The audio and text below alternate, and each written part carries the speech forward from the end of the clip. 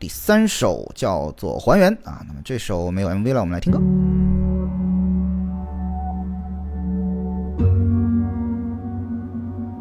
哎呀，这个鱼椒盐给我看饿了。空灵轮回的感觉啊。呼吸着的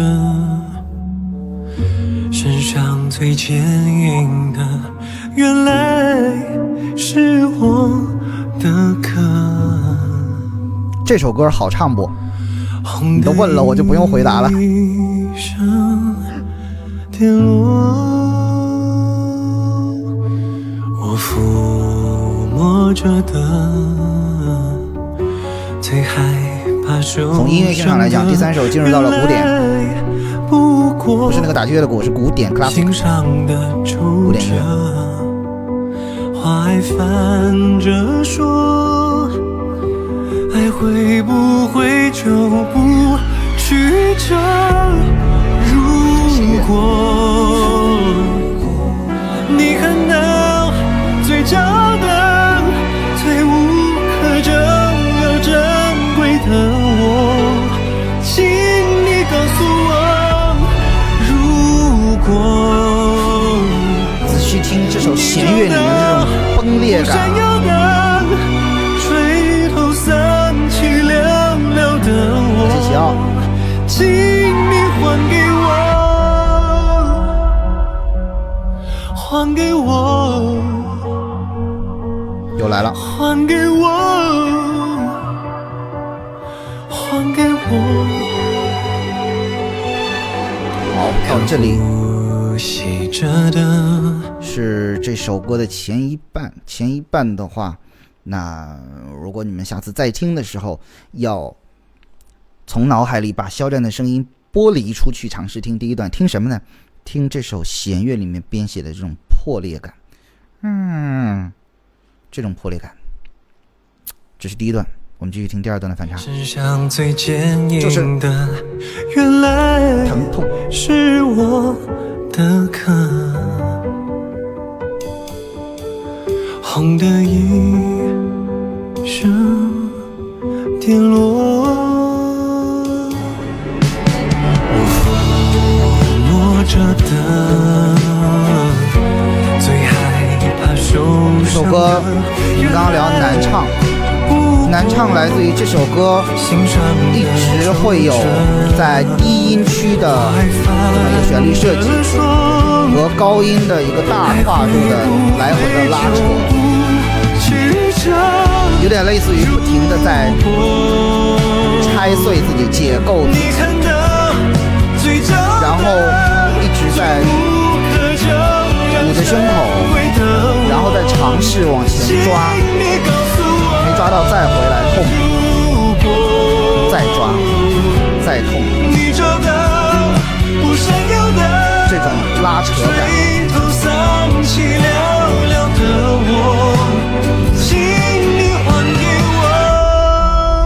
这首没有 MV， 如果有的话，我想象它的这种情绪大概是就是防御、疼痛，然后去 reach， 就是去想要去触达，想要去抓住，然后再回来，再向前，就这种感觉。这种还原，很破裂的，很破裂的，还是一个人的内心世界向前挣脱枷锁的这种疼痛感。原来是我的壳。这是首还原啊。那么这一首的话呢，是一首比较独特的摇滚啊，后面进入到了摇滚的感觉，但前面的话其实是非常古典。到第3首歌的话，其实肖战在纯粹的音乐这个维度上，这张专辑也是做到了非常多样化的一个这个布局啊。第3首进入到了古典 classical 和摇滚的一个结合，非常沉痛，非常沉痛。这个不好唱是肯定不好唱的。如果你看到最骄的、最无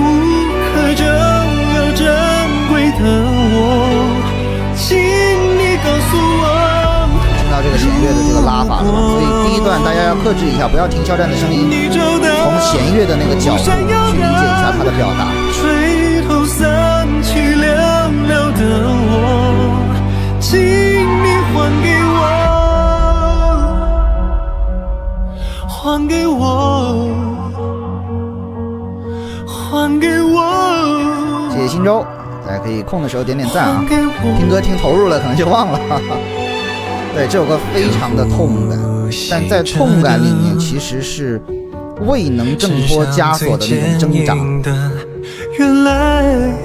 还没有突破啊！因为现在我可能更多的会站在整张专辑的这个架构上面去听这首歌，到这个时间点为止，依然还是一个封闭在内心世界没有突破的这么一个状态。当然，聊到这些情绪，你们可能会更知道这是对应了肖战的什么时期啊？这个你们可能会更了解，在哪个年份呢？大家可以交流一下。还会不会就不去找？专辑虽然是21到24年制作的，但这整张专辑一定是覆盖了他过去5到10年的历程。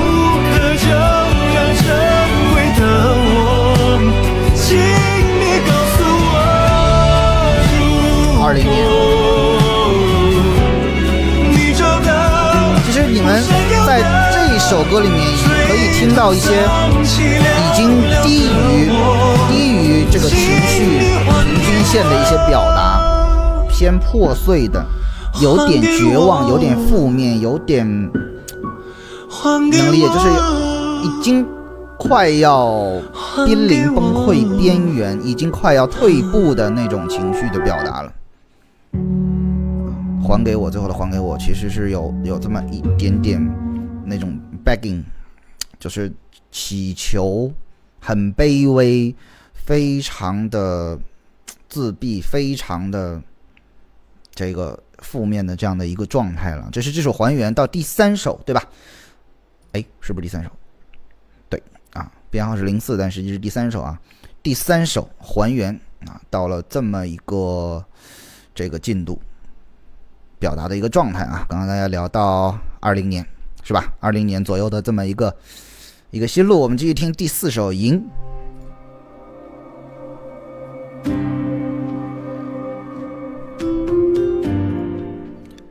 再给大家听一下还原的前3秒，你们跟《赢》对比一下，听一下还原。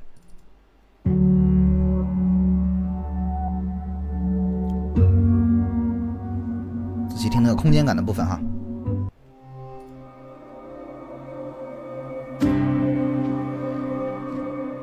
好，听一下，我来说说我的理解。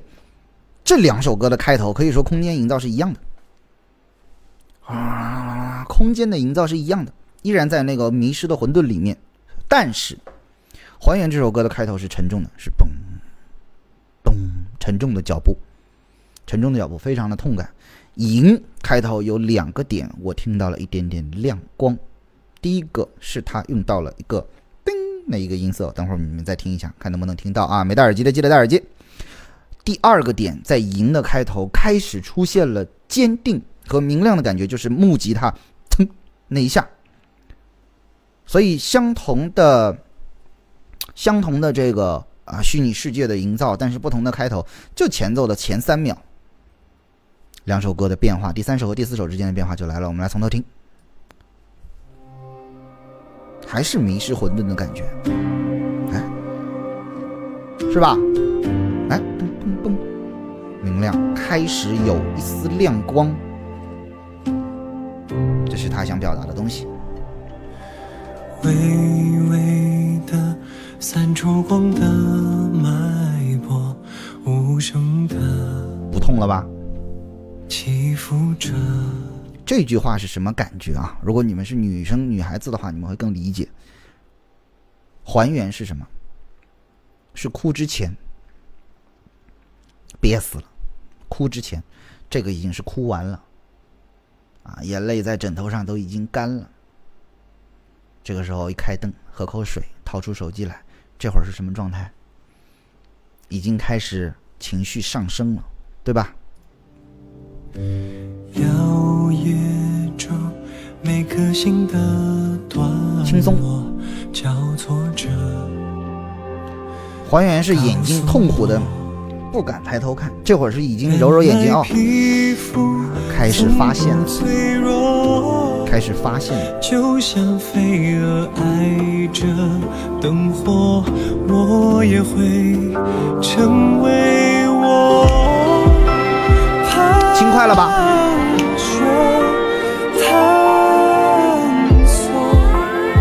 啊，依然是很重的鼓点，但是这个重可不是上一首那种砰砰，这个是砰砰，是有弹性的，是轻快的，灵活的。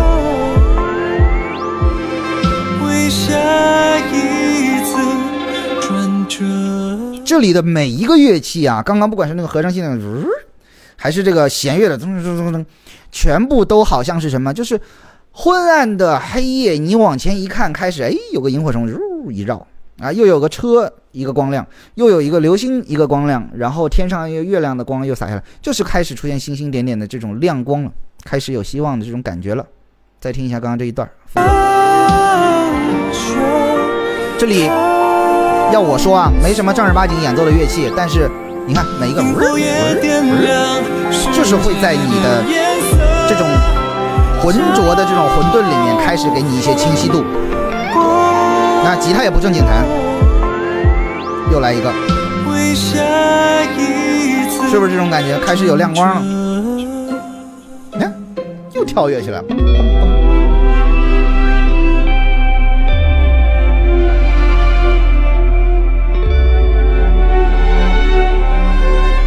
还是有闪烁的东西在了。所以你看刚才那段副歌的这个乐器的编曲很有意思。甜甜的小民谣，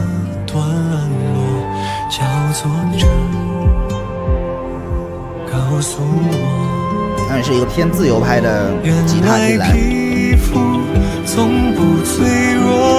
渐明亮，逐渐明亮。就像飞蛾爱着灯火，我也会信心来了。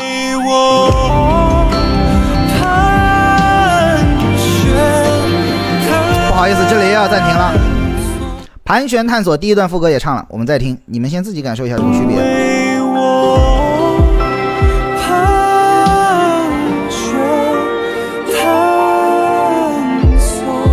再听第二段的副歌。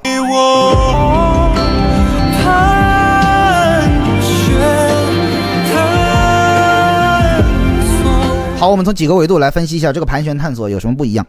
第一个维度，肖战的唱法，第一段的唱法是头腔，这个弱混声，气声为主，盘旋探索，就是有点像看着远方，想象着远方，可以盘旋探索。第二段是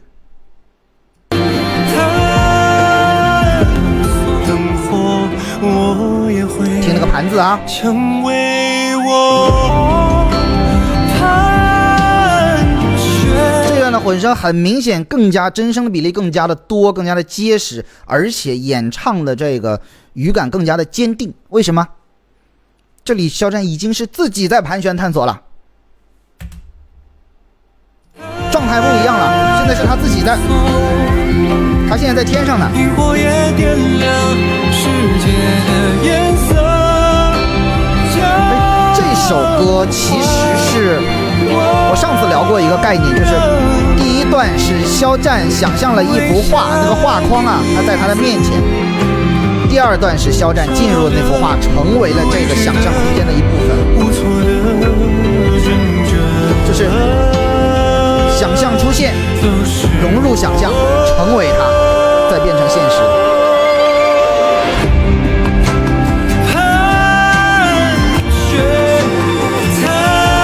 又坚定了，这是第三层。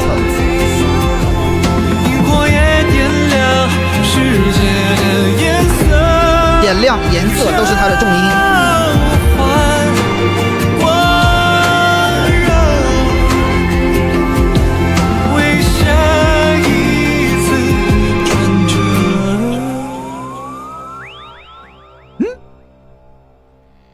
最后这个细节是活跃的，是欢快的。前面的几个那个大家都听了对吧？最开头是什么？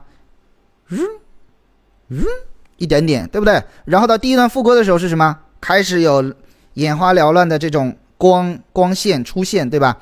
到最后这个都感觉有点像游戏的这种音效了，就是有点像你吃到金币了的那个胜利的那个，听。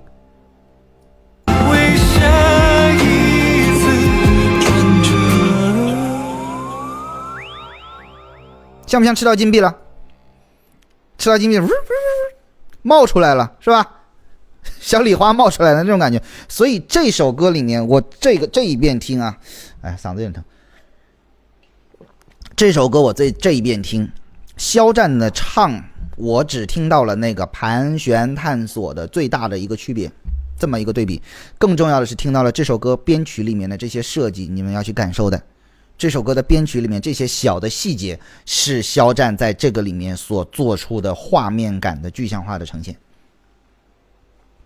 老师记得把这些干货剪出来做，这个不剪，今天的直播完完整整，我1秒都不差，我发出去啊，发出去。吃到金币真的就是这种感觉。所以现在我们听到了第几首呢？1、2、3、4，第4首的赢。回顾一下，第一首我们，第二首都一样。这2首其实是在用2种不同的音乐风格，在交代整张专辑的世界观、人物、情绪这些基调。我们对吧？不是2个人，不是我们，是1个人，都一样也是对吧？没有那些过客，是1个人。然后到还原，点出了这张专辑写这张专辑的原因。还原其实是写这张专辑的原因，是他的出发点，是因为经历了这些。到赢第4首，现在就已经开始心心念念了，对吧？吃到金币了。赢的这一首的编曲又一次增添了这一张专辑的艺术性，真的就是我刚才讲了一句不恰当的话，就是赢的第一段副歌乐器没有一个是正儿八经弹的。为什么？因为正儿八经弹的那个东西叫商业音乐，但不正儿八经弹的这个东西才叫绘画，才叫艺术表达。不正儿八经弹的那几个，我们再听一下赢的这一点。你看所有的乐器都不是这种感觉。